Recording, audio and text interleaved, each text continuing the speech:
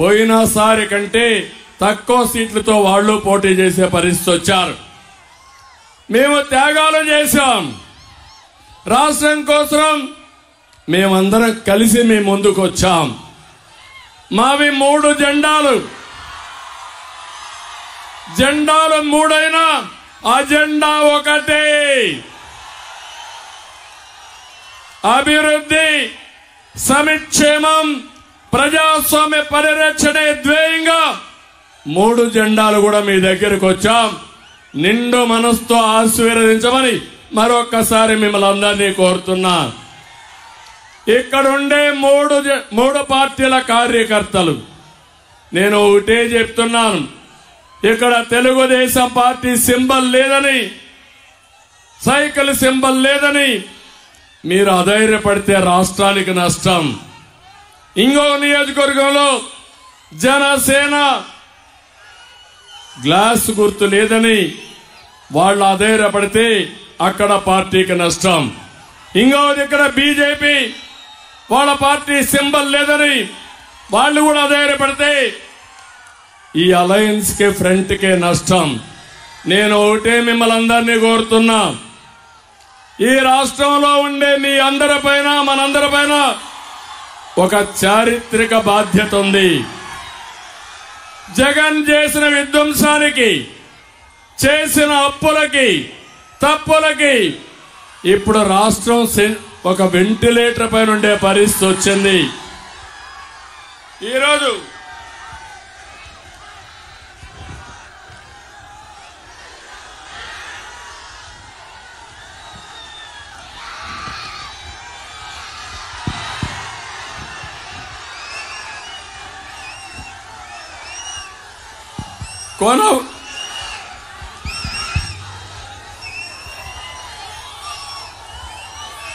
కొన ఊపిరిపై ఉన్న రాష్ట్రానికి ఎన్డీఏ ఒక ఆక్సిజన్ అయి బతికిస్తుంది. శక్తినిచ్చి కోలుకునే శక్తిని మనందరికి ఇచ్చే అవకాశం ఉంది. నేను ఒకటి హామీ ఇస్తున్నా. రాజధాని కట్టుకోవాలి. పోలవరంతో సహా అన్ని ప్రాజెక్టులు పూర్తి చేయాలి. ఇండస్ట్రియల్ కారిడార్లన్నీ అభివృద్ధి చేసుకోవాలి. ఇవన్నీ జరగాలంటే కేంద్ర ప్రభుత్వ సహకారం అవసరం. నరేంద్ర మోడీ గారి యొక్క సహకారం, ఆశీస్సులు ఈ రాష్ట్రానికి అవసరం. అప్పుడే ఇవి సాధ్యమవుతాయని చెప్పి నేను మీకు తెలియజేస్తున్నా. అందుకే గాడి తప్పిన పరిపాలనని ఘాట్లో పెట్టే శక్తి, యుక్తి ఈ ఎన్డీఏకుందని మరొకసారి మీ అందరికీ విజ్ఞప్తి చేస్తున్నా. అంతేకాకుండా ఈరోజు మీరు ఒక్కసారి చూస్తే నరేంద్ర మోడీ గారి నాయకత్వంలో 2047కి అంటే 100 సంవత్సరాల స్వాతంత్ర దిన సందర్భంగా భారతదేశం సూపర్ పవర్ గా తయారవుతుంది.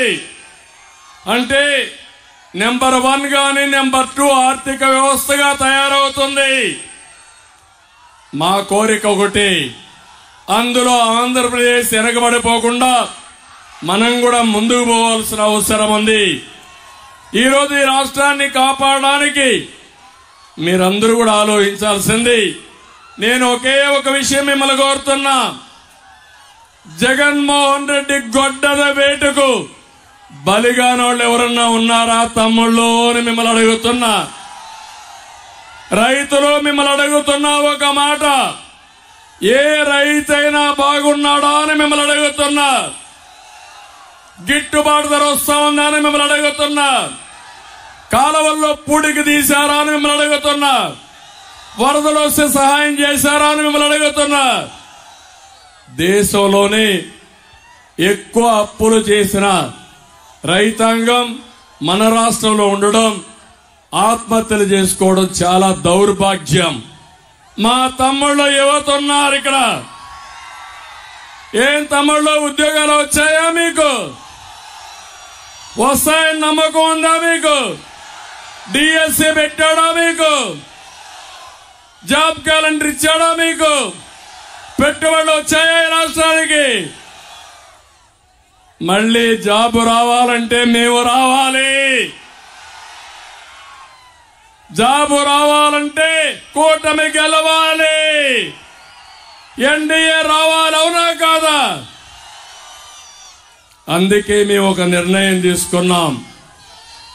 ఎన్డీఏ వస్తానే మొదటి సంతకం మెగా డిఎస్సి పైన పెడతామని చాలా స్పష్టంగా హామీ ఇచ్చాం.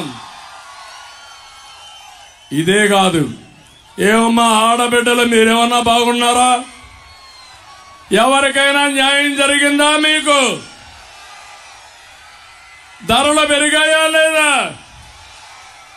నిత్యావసర వస్తువులు ఆకాశాన్ని అంటుతున్నాయా లేదా? వంట గ్యాస్ పెరిగిందా లేదా? పెట్రోల్ డీజిల్ పెరిగిందా లేదా? కరెంటు ఛార్జీలు పెరిగాయా లేదా? 5 సంవత్సరాలు కరెంటు ఛార్జీలు పెంచలేదు. బాధుడే బాధుడు. అందరూ ఇబ్బందుల్లో పడ్డాం. నేను అడుగుతున్నా, బీసీలకు ఏమన్నా పనులైనాయా అని అడుగుతున్నా.